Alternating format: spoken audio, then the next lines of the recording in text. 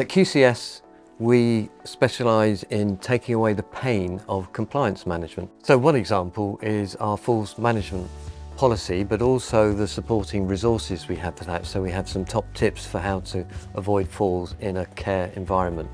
We're really interested in finding out how our customers take advantage of the resources, particularly in this area of falls management. Unfortunately, we do have experience of clients having falls at home. I think it's one of those things that's almost inevitable in a domiciliary care business, no matter what risks you try and avoid.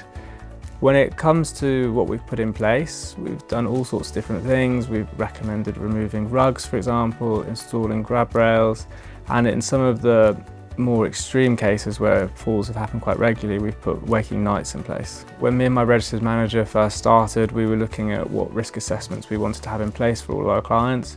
We both agreed that we wanted a falls risk assessment for every single client because it is such a high risk for so many people.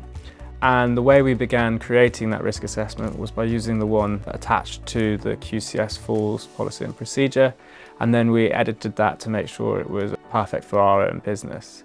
I really see policies and procedures as something that goes hand in hand with training. So all of our staff go through falls training, and then afterwards they're asked to read the falls policy and procedure. If you do have a fall, it's a really expensive thing for the whole health system, because it could end up with somebody having to go into hospital for a period of time, go into respite and then recover. And we want to avoid that.